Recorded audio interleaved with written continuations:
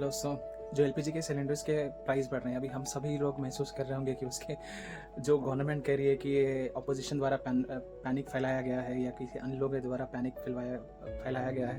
तो ये सभी हम लोग तो महसूस कर रहे हैं कि हम लोग बुक कर रहे हैं तो बुक नहीं हो रहा है, कोई आंसरेबल एजेंसीज आंसरेबल नहीं हो पा रही हैं।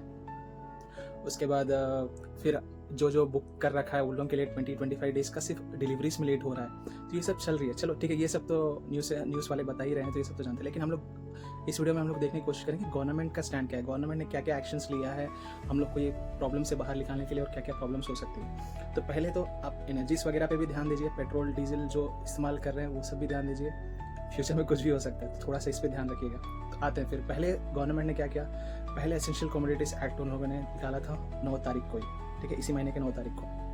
उस अधिनियम के हिसाब से जो 1955 की है, इस अधिनियम के हिसाब से क्या होती है, एक इमरजेंसी सिचुएशन के टाइम पे गवर्नमेंट एक तरीके से रेगुलेट कर सकती है किसी भी कंपनीज को उत्पादन के लिए, सो दैट कि ब्लैक में जो हो रही थी, जो काफ़ी लोग ब्लैक में खरीद लेते हैं या प्राइसिंग बढ़ा देती हैं एजेंसीज, ठीक कंपनीज, प्राइवेट कंपनीज अपने हिसाब से करने लगती है। तो इस तरीके से गवर्नमेंट थोड़ी सी रेगुलेट होती है, बहुत अच्छी चीज़ है। तो गवर्नमेंट रेगुलेट करेगी उस चीज़ को, ठीक है। तो ये गवर्नमेंट ने पहले रेगुलेट कर लिया। उसके बाद फिर दूसरी चीज़ उन्होंने किया था कि जो वो लोगों ने फिर जो कंपनीज वगैरह होती है जो रिफाइन करती है, अब जो नेचुरल गैस आती है हम लोग को, वो एक मीथेन फॉर्म में होती है। अब वो मीथेन से कॉम्पोजिशंस बनाते हैं दूसरे आज एलपीजी की है, एलपीजी की एक तरीके से कॉम्पोजिशन है जो प्रोपेन और ब्यूटेन की है, ठीक है। तो ये कॉम्पोजिशन है जो एलपीजी बना रही है, जो लिक्विफाइड पेट्रोलियम गैस में बनती है हम लोग के इस्तेमाल के लिए।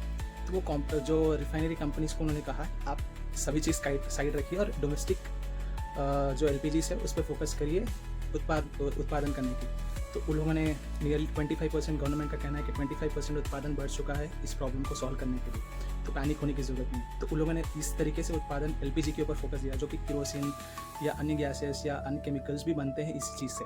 तो अब वो सब साइड में रखकर, जो कमर्शियल यूज़ के लिए उसको साइड में रखकर, तो बेसिकली आप समझिए डोमेस्टिक और कमर्शियल दो तरीके से सिलेंडर्स डिवाइड होते हैं। डोमेस्टिक मतलब जो आम जनता है उनके लिए, और कमर्शियल मतलब जो बड़े बड़े होटल्स वगैरह हैं या होटल्स वगैरह के लिए इस्तेमाल होते हैं, तो उन लोगों के लिए कमर्शियली बेसिकली जो बड़े वाले सिलेंडर्स होते हैं जो 19 लीटर वाले होते हैं, और जो हम लोग यूज़ करते हैं वो 14.2 मतलब 14.2 लीटर्स के होते हैं, केजीज़ के होते हैं, तो वो हम लोग इस्तेमाल करते हैं, वो कमर्शियल। तो इस तरीके से उन्होंने सिलेंडर के लिए किया। तो इस तरीके से गवर्नमेंट अभी एक्शन ले लिया, और जो स्टेट ऑफ हॉर्मुज़ की वजह से ये रुका था, तो उन लोगों ने डिफरेंट देशों से भी बात की है, जैसे ऑस्ट्रेलिया हो गया, रशिया हो गया, तो उनसे भी बात हो रही है। तो पैनिक ना होइए, मदद करिए एक का एक, ठीक है।